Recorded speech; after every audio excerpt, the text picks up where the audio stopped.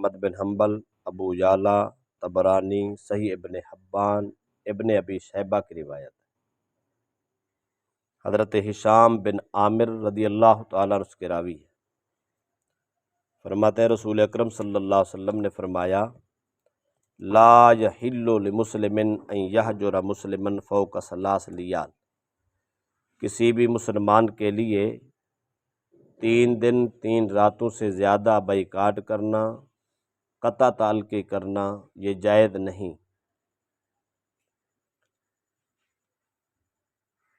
فَإِنَّهُمَا نَاقِبَانِ عَنِ الْحَقِّ مَا دَامَا عَلَى صِرَامِهَا، نبی اکرم صلی اللہ علیہ وسلم فرماتے ہیں اگر کوئی شخص اسی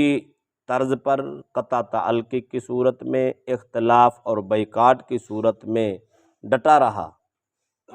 تو وہ نا حق ہوگا۔ اگر کوئی صلح کر لے تو وہ راہ حق پر ہوگا، اگر کوئی اختلاف پر جھگڑے پہ ڈٹا رہے تو وہ نا حق ہوگا۔ صلح کرنا لڑائی کے بعد یہ عبادت ہے،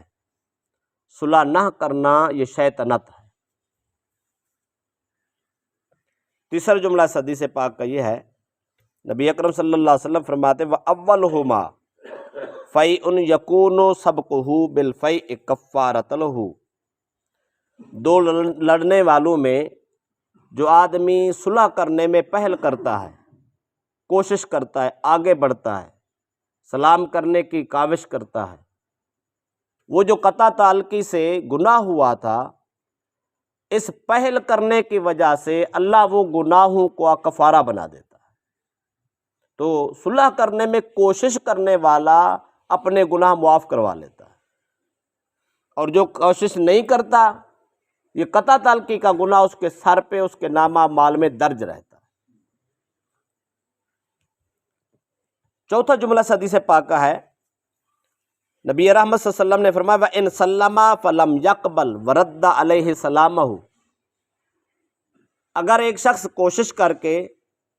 آگے بڑھ کے پہل کرتا ہے، سلام کرتا ہے، دوسرا آدمی قبول ہی نہیں کرتا اور اس کے سلام کا جواب ہی نہیں دیتا، ہم لوگ اسی لیے آگے نہیں بڑھتے، صلح نہیں کرتے، سلام کہتے ہیں ہم نے سلام کیا اس نے جواب نہ دیا تو میری انسلٹ ہے، اگر میں نے ہاتھ بڑھایا اس نے منہ موڑ لیا تو میری بہت بڑی توہین ہے، اب تو میں برداشت کیے پھرتا ہوں نا، اگر میں آگے بڑھا اور سلام کیا اس نے منہ موڑ لیا تو پھر برداشت نہیں ہوگا، تو میری تو بہت بڑی انسلٹ اور توہین ہو گئی۔ یہ ہمارا خیال ہے اور ہم یہ سوچتے ہیں، دو لڑے آدمی کو جا کے کبھی ان کے ساتھ بیٹھ کے صلاح کرے اور ان کا ذہن بنائے کہ یار صلح کر لو، اتفاق میں برکت ہے، قطع تعلقی اچھی چیز نہیں ہے، اس میں شیطانی اثرات ہوتے ہیں، گھر برباد ہو رہے ہوتے ہیں، نسلیں خراب ہو رہی ہیں اور گھر میں جو ہے نفرت پیدا ہو رہی ہے، تو وہ یہی جملہ بولتا ہے، کہتا ہے چلو میں تیرے کہنے پہ جاتا تو ہوں، چلو تو مجھے نیواں دکھانا چاہتا تو دکھا لے، چلو میں مجبور ہوں تیرے سے، میں تیری بات تو مان لیتا ہوں، مجھے لے چل، میں سلام تو کروں گا یا وہاں تک تو جاؤں گا نا،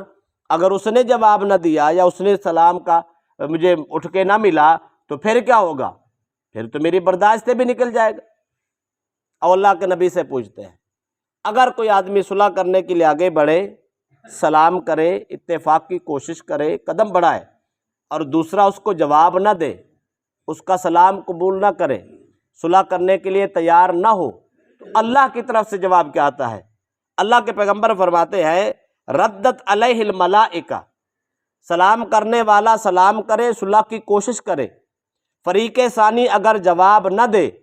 کوئی انسلٹ نہیں ہے، کیوں؟ اس لیے اگر اس ظالم نے جواب نہیں دیا تو کیا ہوا؟ رد علیہ الملائکہ، اللہ فرشتوں کی ڈیوٹی لگا دیتا ہے، فرمایا ظالم نے جواب نہیں دیا تو نہ دے، اے میرے فرشتے میرے بندے کو تم چل کے جواب دے دو۔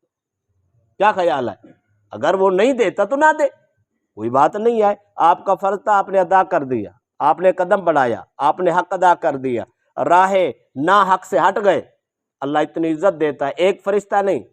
اگر حدیث کا جملہ دیکھو تو رد علیہ الملائکہ،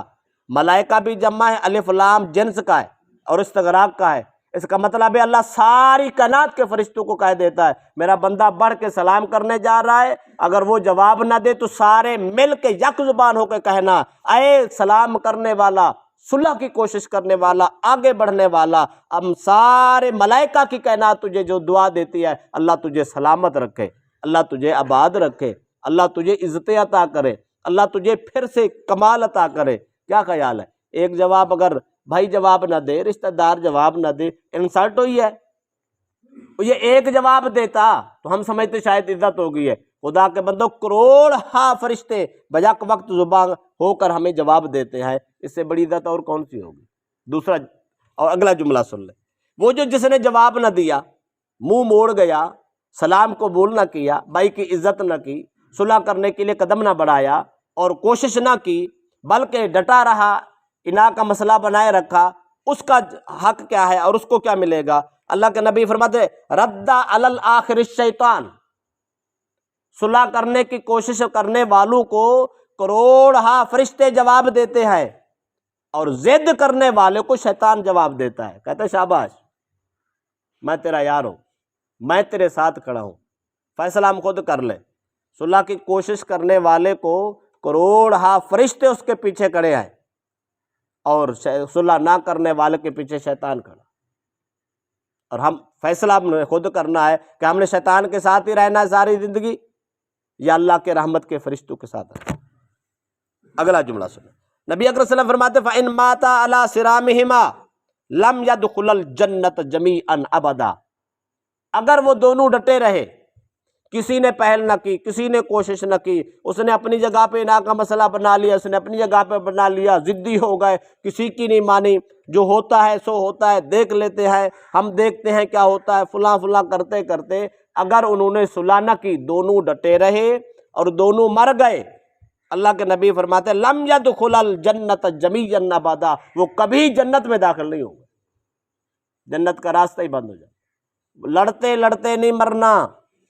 صلح میں مرنا۔ اگر لڑتے لڑتے مر گئے تو یاد رکھ لو وہ آخرت خراب ہو گئی، آخرت برباد ہو گئی، اور ہمیں خبر بھی نہیں ہے ہماری موت کب آئے گی، ایک لمحے کا پتہ نہیں ہے۔ جب پتہ ہی نہیں ہے تو پھر اس کا مطلب ہے انسان کو اتفاق کر لینا چاہیے، صلح کر لینی چاہیے، کہیں ایسا نہ ہو یہ موت آ جائے انسان جنت جیسی نعمت سے محروم ہو۔ اگلی حدیث ہے، اس میں یہی مفہوم ہے۔ حضرت ابو ایوب راوی ہے، رسول اکرم صلی اللہ علیہ وسلم نے فرمایا وہ ایک دوسرے سے پیٹھ نہ موڑو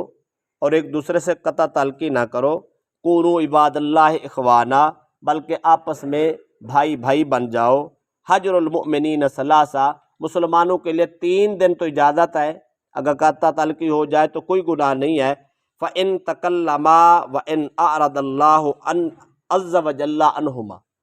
اگر آدمی 3 دن سے زیادہ جھگڑا باقی رکھے اور فساد باقی رکھے، صلح نہ کرے، اللہ ان دونوں سے منہ پھیر لیتا ہے، اللہ کی رحمت ان سے ہٹ جاتی ہے۔ یہی اسی کا نتیجہ ہوتا ہے۔ آپ دیکھیں جس گھر میں جھگڑا آ جائے، فساد پیدا ہو جائے، دن بدن پیچھے، دن بدن پیچھے، دن بدن پیچھے، نفرت ہی نفرت، عداوت ہی عداوت، اور بے سکونی ہی بے سکونی، فتنہ بڑھتا چلا جاتا ہے۔ کیوں؟ اس لیے وہ جو اللہ اپنے بندے کی طرف نظر رحمت سے دیکھتا ہے، شفقت سے دیکھتا ہے، پیار سے دیکھتا ہے، لڑنے والوں کو تو اللہ اگنور کر دیتا ہے، اس سے تو منہ بھی موڑ لیتا ہے، رحمت کا رخ بدل دیتا ہے۔ جس گھر سے رحمت کا رخ بدل جائے وہاں زحمت کا نزول ہوتا ہے، پھر زحمت دن بدن بدلتی بدلتی اور بڑھتی بڑھتی بڑھتی اس حال تک ہو جاتی ہے کسی کو طلاقیں ہو رہی ہوتی ہیں۔ ہو سکتا ہے 50 سالہ خاتونوں کو طلاقیں ہو رہی ہوتی، ضد میں آ کر ایک کو طلاق، دوسری کو بھی طلاق، وٹے سٹے ہوتے ہیں، وہ پورے کے پورے خاندان برباد، 10 بچے ہیں ذلیل و خوار، خاوند بڑھاپے کی عمر میں دھکے کھا رہا ہوتا ہے، بیچتا ہو رہا ہوتا ہے، کوئی اس کو منہ نہیں لگاتا، کوئی کھانا دینے والا نہیں ہوتا۔ یہ کیا ہوتا ہے؟ یہ اس بات کا نتیجہ، صلح ہم نے نہیں کی، اللہ نے نظر رحمت پھیر دی، اب عذاب اترنا شروع ہو گیا اور ذلت آنی شروع ہو گئی، تو گھر کا گھر برباد ہو گیا، کچھ بھی پلے نہیں رہتا۔ جب کچھ نہیں رہتا، طلاقیں ہو جاتی ہیں، تو پھر مولوی کے پاس آ جاتے ہیں، وہ ہم نے تو غصے میں دی تھی، مجھے تو بڑی کیا خیال ہے، طلاقیں بھی صلح میں ہوتی ہیں؟ طلاقیں بھی پیار میں ہوتی ہیں، بابا طلاقیں ہوتی غصے میں، ضد میں ہیں۔ پھر کیا کرتے ہیں؟ پھر 3 کیا 500 طلاق والی بھی واپس لے آتے ہیں۔ جب واپس لے آتے ہیں، پہلے ایک عذاب تھا جس نے گھر برباد کیا، اب دوسرا عذاب ہو گیا، اس نے آخرت بھی برباد کر دی۔ اب ساری زندگی کا زنا اور ساری زندگی کی زیادتی اور ساری زندگی کا گناہ، نسل بھی خراب، ایمان بھی خراب، دنیا بھی گئی، آخرت بھی گئی۔ اس لیے اس حد تک نہیں جانا چاہیے کہ جب انسان کا ایمان بھی جاتا ہے، آخرت خراب ہو جائے۔ دنیا کے معاملات ہر گھر میں ہیں، ہر فیملی میں ہیں، ہر برادری میں ہیں، ہر طبقے میں ہیں، ہر شعبے میں ہیں، یہ ہوتا رہے گا، لیکن اس کا راستہ بھی تو ہے نا، اس کی صلاح بھی تو ہے۔ تو بہترین طریقہ ہے آرام سے صلح کر لو، جو نفع نقصان ہے اس کو بیٹھ کے سوچ لو، بھائی تو نے میرا یہ نفع کیا ہے، تو نے یہ کر لے، میں نے یہ کرنا ہے، ایسا کر لیں، یہ نفع جو ہے نا نقصان جو ہے اس کو پورا کر لیتے ہیں، اگلی زندگی آسانی سے گزار لیتے ہیں۔ جب تک یہ نہیں کریں گے، دین کا رخ نہیں اپنائیں گے، شریعت کے پیچھے نہیں جائیں گے، اتباع رسول نہیں کریں گے، یاد رکھ لو ہم برباد ہو رہے ہیں، تباہ ہو رہے ہیں، اور یہ تباہی بڑھتی چلی جا رہی ہے، نہ جانے کیا نتیجہ نکلتا ہے۔